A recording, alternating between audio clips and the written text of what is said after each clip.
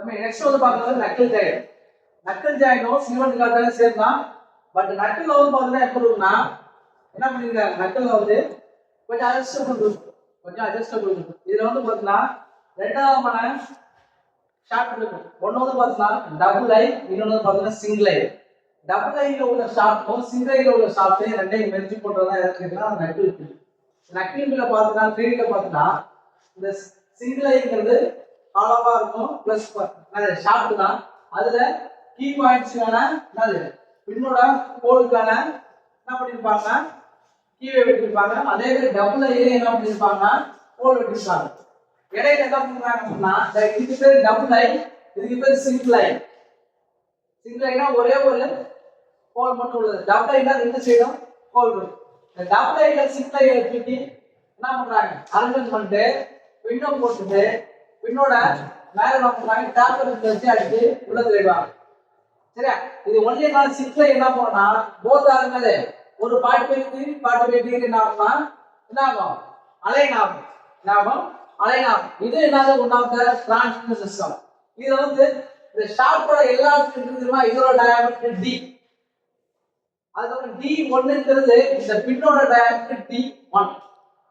Next இந்த t1ங்கிறது double ஐயோட thickness.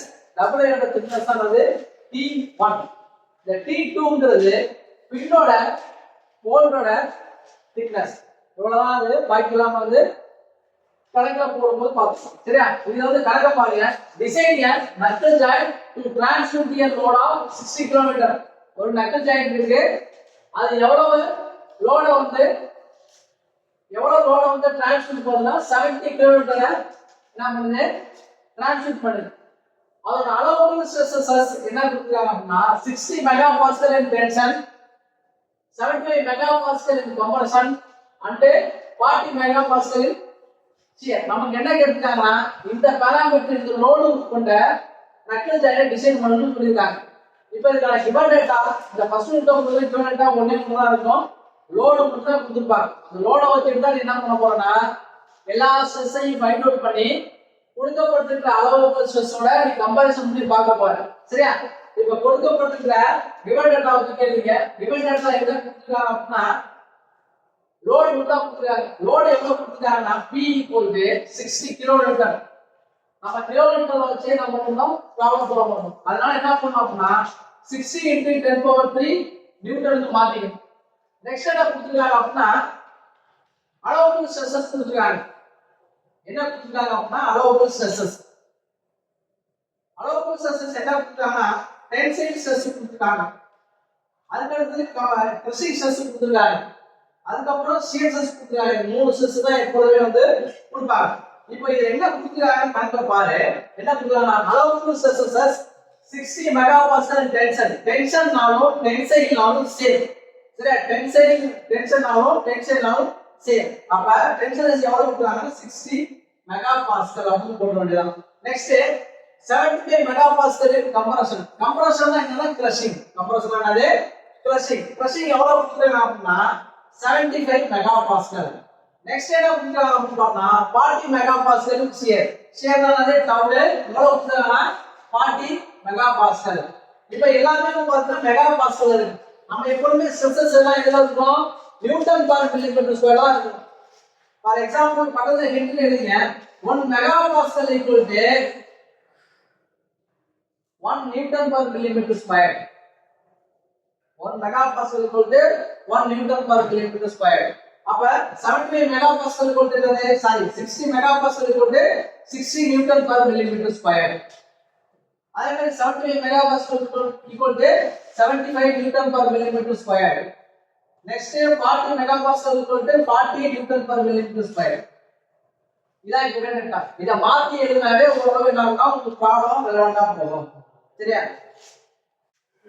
Next வந்து ஃபர்ஸ்ட் ஸ்டெப் எப்பவுமே ஷாஃப்டோட டயாமீட்டர் கண்டுபிடிக்கிறது ஃபார்முலா கிடையாது. நம்ம என்னன்னா stress = load by area. Load by area. இந்த ஃபார்முலால இருந்து நம்ம என்ன பண்ணுவோம்னா டயாமீட்டர் ஃபைண்ட் அவுட் பண்ணுவோம். சரியா? இதுல வந்து லோட்ங்கிறது b, ஸ்ட்ரெஸ்ங்கிறது σt டிவைடட் பை ஏரியாங்கிறது π/4 × d². நமக்கு இந்த d தான் கண்டுபிடிக்க போறோம் டயாமீட்டர். இந்த டயாமீட்டர் வெளில எடுக்கும்போது என்ன ஆகும்னா ஸ்கொயர் உள்ள வெளில எடுத்தோம்னா ரூட்டா கன்வெர்ட் ஆயிடும். ஒரு டினாமினேட்டருக்கு இன்னொரு டினாமினேட்டர் இருந்துச்சுன்னா டினாமினேட்டருக்கு கீழே உள்ளது மேல போடும், அந்த வேல்யூ மேல இருக்கும். 4 × p divided by pi into இங்க இருந்து ஒரு வேல்யூ வெளில எடுத்தோம்னா ஈக்குவல் டு இந்தாண்ட உள்ள என்னது இந்த வேல்யூ சும்மா t வந்து கீழே வந்துரும். இப்போ ஆன்சர் வந்து சொல்லுங்க. 4 × 60 × 10⁻³ divided by pi into 10 let's எவ்வளவு கொடுத்திருக்காங்க அப்படினா 60 கொடுத்திருக்காங்க. இதுக்கு ஆன்சர் சொல்லுங்க.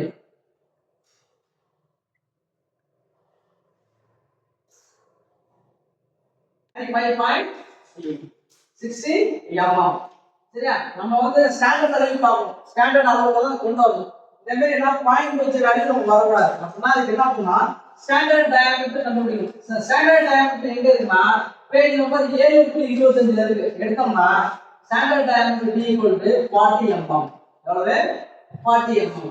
அது டேட்டா போய் பாத்தீங்கன்னா உங்களுக்கு தெரியும். ஸ்டாண்டர்ட் டைமென்ஷன் ஸ்டாண்டர்ட் டயாமீட்டர் கண்டுபிடிக்கிறதுக்கு பேஜ் நம்பர் 7/25 ல ஒரு டேபிள் இருக்கும். அந்த டேபிள்ல 35க்கு அப்புறம் 38 இருக்கும், அதுக்கு அப்புறம் 40 இருக்கும். நான் கையில வேல்யூ இருக்கும் 40 எடுத்துங்க. சரியா? இரண்டாவது ஸ்டெப் என்னன்னு கேட்டீங்கன்னா ஜெனரல் டைமென்ஷன். இது வந்து புக்லயே தான் இருக்கு. சரியா? ஜெனரல் டைமென்ஷன் போட்டதோ புக்ல இருக்கு. Page number 7/139. ஃபர்ஸ்ட் என்ன கண்டுபிடிக்கணும் சொல்லுங்க. Small d1. ஸ்மால் d1ங்கிறது என்னன்னு கேட்டீங்கன்னா ஸ்மால் d1ங்கிறது போல்டோட பின்னோட டயாமீட்டர். அதாவது பின்னு போறோம்ல சிங்கிள் லைன் டபுள் லைன் எனக்கு பின்னு போறோம்ல அந்த பின்னோட டயாமீட்டர் தான் என்னன்னு கேட்டீங்கன்னா d1. d1 = எவ்வளவு கொடுத்திருக்காங்க? என்ன வேல்யூ கொடுத்திருக்காங்க? d1 = d. ஓகேவா? டயாமீட்டர் என்ன இருக்கோ அதே தான் பின்னோட டயாமீட்டரும். சரி, அப்ப d1 = d னா என்ன அர்த்தம் அப்படினா d1 டயாமீட்டர் என்ன கண்டுபிடிச்சோமோ அதே d1 தான் எடுக்கணும். therefore d1 = 40 mm. நெக்ஸ்ட் என்ன கண்டுபிடிக்கணும்? d2. Next d2. d2 என்ன கொடுத்திருக்காங்க? 2d. அப்ப 2 × 40 mm = எவ்வளவுனா 80 mm. Next d3. d3 = 1.5 × diameter. 1.5 × 40 = எவ்வளவு வருது? 60 mm. Next next tr. thickness of the flange t1 t2 தான வரும். t = எவ்வளவு கொடுத்திருக்காங்க? 1.25 in diameter. 1.25 into 40 எவ்வளவு வருது? 50 mm. next t1 0.75 into diameter. 0.75 into 40 எவ்வளவு வருது? 30 mm. next t2 = 0.5 into diameter. 0.5 into 40 = 20 mm. அவ்வளவுதானே? இந்த t1 t2 மட்டும் அந்த பிக்சர்ல வச்சு பாத்துங்க. next step 1 வந்து diameter கண்டுபிடிக்கிறது. step 2 வந்து general dimension. step 3 வந்து பார்த்தா failures வந்து கண்டுபிடிக்கணும். ஃபெயிலியர் ஆகுமா ஆகாதா கொடுக்கப்பட்டிருக்கிற அளவு ப்ரோசஸோட நம்ம கம்பேரிசன் பண்ணி பார்க்க போறோம். ஃபர்ஸ்ட் எதுக்கு பார்க்க போறோம் அப்படின்னா நக்கிள் பின்னோட ஷியர்னஸ் கண்டுபிடிக்கணும். நக்கிள் பின்னோட ஷியர்னஸ் கண்டுபிடிக்கணும். சரியா? ஷியர்னஸ்னாவே டவுட் நீ கண்டுபிடிக்கிறதால ஐக்கியத்துல போடுவோம். இன்டியூஸ்டு ஷியர்னஸ் ஃபார்முலா என்னன்னு சொல்லு. load by 2 into by 4 into d1 square. Knuckle பின்னுங்கிறதுனால அதோட ஏரியா என்னன்னா d1. சரியா? d1ங்கிறது என்னன்னா பின்னோட டயாமீட்டர். பின்னல எவ்வளவு ஷியர்னஸ் இன்க்ரீஸ் கண்டுபிடிக்கணும். அப்ப லோட் பை ஏரியா p ங்கிறது load by 2 into pi by 4 d1 square ங்கிறது d1 square ங்கிறது என்ன அர்த்தம்னா பின்னோட டயாமீட்டர். சரியா? லோட் என்ன 60 × 10⁻³ divided by 2 into pi by 4 into d1 னா 40 whole square. வேல்யூ என்ன வருது? 23.87 நியூட்டன் per millimeter square. சரியா? நமக்கு அளவு ஷியர்னஸ் எவ்வளவு கொடுத்திருக்காங்க? அளவு ஸ்ட்ரெஸ் எவ்வளவு கொடுத்திருக்கான் 40 40 Newton per millimeter square allowable stresses. நீ இன்டியூஸ்ட் ஸ்ட்ரெஸ் கண்டுபிடிச்சது எவ்வளவு இன்டியூஸ் ஆகுதுன்னா எவ்வளவு கொடுத்திருக்கு 23.87 நியூட்டன் per millimeter square. சரியா? இதுல எது பெருசா இருக்கு? அளவு தான் பெருசா இருக்கு. நீ கண்டுபிடிச்ச வேல்யூ இதா இருக்கு. சோ என்ன கிரைட்டீரியானா டிசைன் இஸ் சேஃப். ஏன் டிசைன் இஸ் சேஃப்னா அளவு ஸ்ட்ரெஸ் விட நீ கண்டுபிடிச்ச ஸ்ட்ரெஸ் கம்மியாவா இருந்தா டிசைன் இஸ் சேஃப்னு போட வேண்டியதா. சரியா? இந்த கண்டிஷன் கம்பல்சரியா இருக்கும் ஒரு இதுலயே. சரியா? நெக்ஸ்ட் வந்து பாத்தீங்கன்னா நாலாவது step check for failure of the tucking pin in pressing. மூணாவது ஸ்டெப் என்னன்னு கேட்டா பின்னோட ஸ்ட்ரெஸ் எவ்வளவு இன்க்ரீஸ் ஆகுதுன்னு கண்டுபிடிச்சோம். நாலாவது ஸ்டெப்ல பின்னோட கிரசிங் ஸ்ட்ரெஸ் எவ்வளவு கண்டுபிடிக்கிறோம். எதுனா சிங்கிள் ஐனா ஒரு சைடு மட்டும் என்னது போல் உள்ள ஷாஃப்ட் அதாவது சிங்கிள் ஐ. சரியா? இதுக்கான ஃபார்முலா என்னன்னா கிரசிங் stress del ci induced crushing stress equal to load by d1 into v. இதான் ஃபார்முலா. சரியா? இப்போ லோட் எவ்வளவு 60 into 10 power 3 d1 40 thickness p எவ்வளவு கண்டுபிடிங்க செகண்ட் ஸ்டெப்ல 50. ஆன்சர் சொல்லு. sigma c equal to எவ்வளவு 30 newton per millimeter square. நமக்கு அளவு ஸ்ட்ரெஸ் அளவு கிரசிங் ஸ்ட்ரெஸ் எவ்வளவு கொடுத்திருக்காங்க 75 நியூட்டன் per millimeter square. நீ கண்டுபிடிச்ச வேல்யூ இன்டியூஸ் எவ்வளவு வருது 30 நியூட்டன் per millimeter square. எது அதிகமா இருக்கு? அளவு தான் அதிகமா இருக்கு. அந்த சைடு இந்த சிம்பிள் போடுறோம். சோ டிசைன் இஸ் சேஃப் இந்த எழுதுங்க. இந்த கண்டிஷன் மட்டும் மாறக்கூடாது. சரியா? சோ டிசைன் இஸ் சேஃப் எழுதுங்க.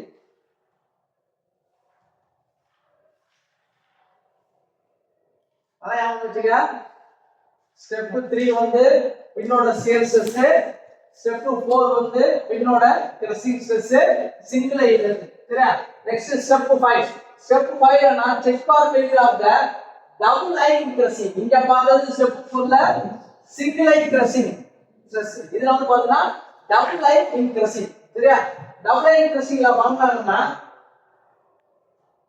லோட் பை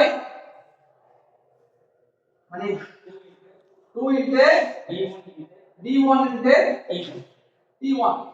இந்த t1 னா என்ன? டபுள் ஐயோட thickness. டபுள் ஐயோட thickness. இந்த t ங்கிறது சிங்கிள் ஐயோட thickness. சிங்கிள் ஐயோட thickness இந்த t. இந்த t1 னா என்ன அர்த்தம்னா என்னது டபுள் ஐயோட thickness. அப்ப லோட் எவ்வளவு கொடுத்தா 60 into 10 power 3 divided by 2 into d1 40 into t1 எவ்வளவு 30. ஆன்சர் சொல்லுங்க.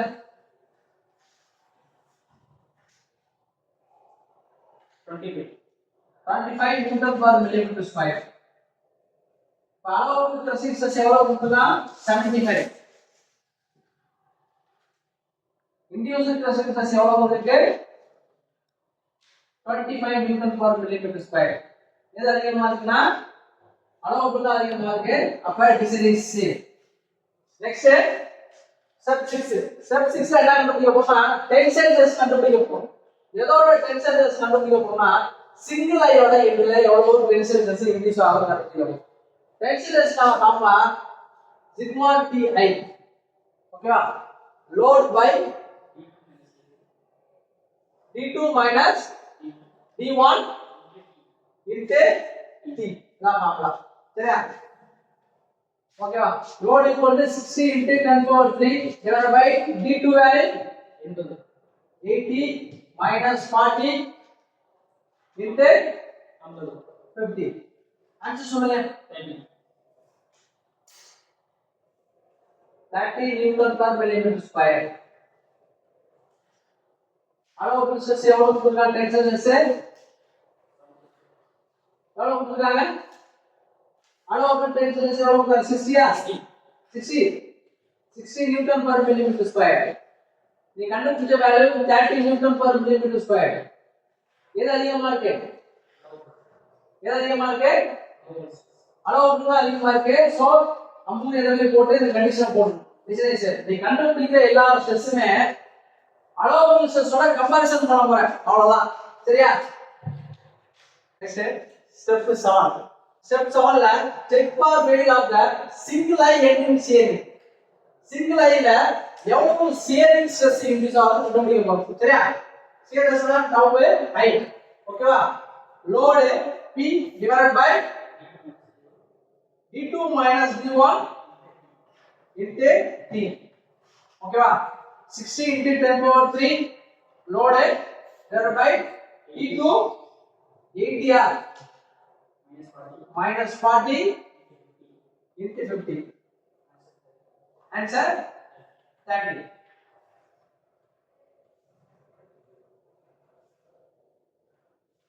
அளவுக்கு ஸ்ட்ரெஸ் எவ்வளவு கொடுத்தாங்க? 60. அளவுக்கு ஸ்ட்ரெஸ் சாரி 40 தானே? அளவுக்கு ஸ்ட்ரெஸ் 40. Induced stress 30. எது அதிகமா இருக்கு? அளவுக்கு தான் அதிகமா இருக்கு. அப்ப டிசைன் இந்த சிம்பிளா மறக்காம போட்டுங்க. எப்பொழுதுமே நீ கண்டுபிடிக்கிற வேல்யூ வந்து அவன் கொடுத்திருக்கிற அளவுக்கு ஸ்ட்ரெஸ் கூட வரும். அப்படி வரலன்னா திக்னஸை சேஞ்ச் பண்றதே வரும். திக்னஸை சேஞ்ச் பண்ணிட்டு அதுக்கப்புறம் ஸ்டெப்ஸை மறுபடியும் என்ன பண்ணணும்? நீ என்ன பண்ணணும்னா மறுபடியும் அளவுக்கு ஸ்ட்ரெஸ்க்குள்ள கொண்டு வர முயற்சிக்கணும். ஓகேவா? Next step 8. ஸ்டெப் 8 என்னன்னா check for finding of the double eye. Double ஐக்கு இன்னொரு பேர் என்னன்னா ஃபோர்த் எண்ட்னு சொல்லுவாங்க. அது ஒரு ஃபோர்த் எண்ட் இந்த மாதிரி என்ன இருக்குன்னா ஒரு ஷேப் இருக்கு. சரி, இது என்னன்னா ஃபோர்த் எண்ட். இந்த ஃபோர்த் எண்ட்ல எவ்வளவு டென்சைல் ஸ்ட்ரெஸ் இன்டியூஸ் ஆகும் கண்டுபிடிக்கணும். இதான் வந்து ஸ்டெப் 8. டென்சைல் ஸ்ட்ரெஸ்னா sigma Ti = load P by 2 into d2 minus d1 into t1. ஓகேவா?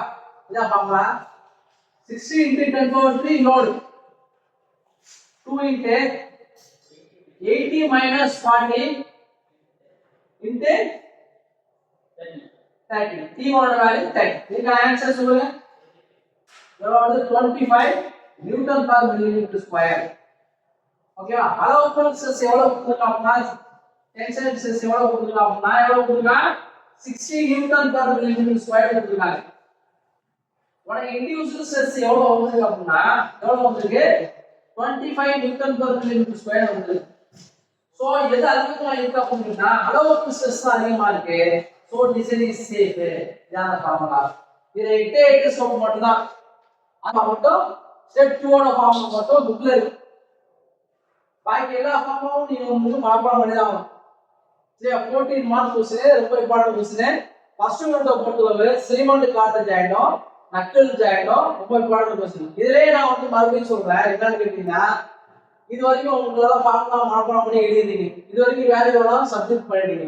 சப்ஸ்டிட்யூட் பண்ணிட்டு வரக்கூடிய வேல்யூ பாயிண்ட்லயோ இல்ல வேற ஏதோ அளவுக்கு ஸ்ட்ரெஸ் விட அதிகமா வந்தால் கொடுக்கப்பட்டிருக்கிற அளவுக்கு ஸ்ட்ரெஸ் உள்ள வர மாதிரி நீங்க வந்து மேனேஜ் பண்ணி போட்டுங்க. அதே சமயத்துல என்ன இருக்குன்னா ஸ்டெப் 1ஐயும் 2ஐயும் எக்காரணத்துக்கும் தப்பு பண்ணிடக்கூடாது. அதான் பேஸ். டயாமெட்ரி கண்டுபிடிக்கிற ஸ்டெப் 1ம் ரெண்டாவது ஜெனரல் டைமென்ஷன் சாதாரண பெருக்கல் தான். ஓகே, இது ரெண்டு ஸ்டெப்புமே வந்து மில்லிமீட்டர் தான் வரும். அது ரெண்டு ஸ்டெப் மட்டும் தவறு பண்ணாம போட்டுருங்க. அது அந்த ரெண்டு ஸ்டெப் போட்டா கூட சுற்றி அவார்டு ஒரு 5 மார்க்ல இருந்து 4 மார்க் கொடுத்துருவாங்க. ஓகேங்களா?